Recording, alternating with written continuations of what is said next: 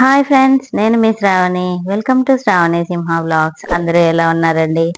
ఇవాళ వీడియో అయితే ఇదేనండి. చూస్తున్నారు కదా, సొరకాయ పచ్చడి అనమాట. చాలా రోజులు అయింది శ్రావణి, నువ్వు సొరకాయ పచ్చడి ఇలాంటివి చేయక మన హైదరాబాద్ లో ఉన్నప్పుడు తినేవాళ్ళమని మా వారైతే గుర్తు చేశారు. ఇంకా తన కోసం అనేసి చక్కగా సొరకాయ పచ్చడి అయితే తయారు చేస్తున్నాను. వీడియోని అయితే ఎండింగ్ వరకు చూడండి. చాలా సింపుల్ అండ్ ఈజీ అనమాట. ఫస్ట్ టైం మనము సొరకాయని పీల్ చేసేసుకొని చిన్న చిన్న ముక్కలు తరిగేసి పెట్టుకోవాలి. ఇంకా ప్యాన్ పెట్టేసుకొని ఆయిల్ వేసుకొని, ఆయిల్ కొంచెం హీట్ అయిన తర్వాత పచ్చిమిర్చి ఇవన్నీ కూడా యాడ్ చేసుకోవాలండి. ఫస్ట్ అయితే జీలకర్ర యాడ్ చేస్తున్నాము. ఈ జీలకర్ర కొంచెం చిట్పట్లాడిన తర్వాత మిగతా ఇంగ్రీడియంట్స్ కూడా యాడ్ చేసుకున్నాము. ఈ పచ్చడి అయితే అన్నంలోకి చాలా బాగుంటుందండి. చాలా రోజులైంది. అసలే ఈ వర్షాలు పడుతున్నాయి కదా, ఇలాంటి పచ్చళ్ళు వేడివేడి అన్నంలోకి అయితే చాలా బాగుంటాయి.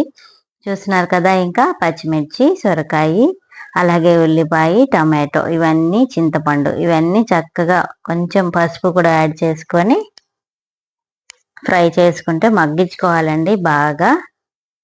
చూస్తున్నారు కదా, కొంచెంగా పసుపు వేసాను, అలాగే పచ్చడికి సరిపడా ఉప్పు కూడా వేసాను అనమాట. కల్లుప్పు అయితే బాగుంటుందండి. ఇంకా ఈ ముక్కలన్నీ ఆయిల్లో చక్కగా మగ్గించుకోవాలన్నమాట. ఎక్కువ ఆయిల్ అయితే వేయకండి. మనం పచ్చడి చేసుకుంటున్నామంటే చాలా టేస్టీగా ఉండాలి, ఇంకా అన్ని హెల్దీగా కూడా ఉండాలి కదా. వేసేసి చక్కగా ఇలా కదా, పచ్చడి అయితే ఇలా దంచేసుకోవాలండి రోట్లో వేసేసి.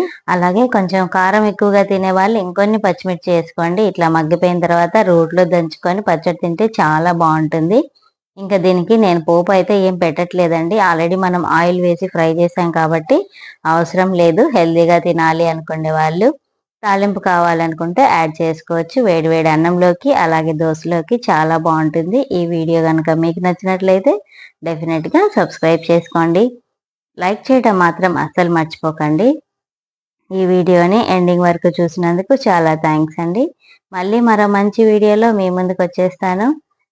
Thanks for watching. Thanks for your time. Bye friends.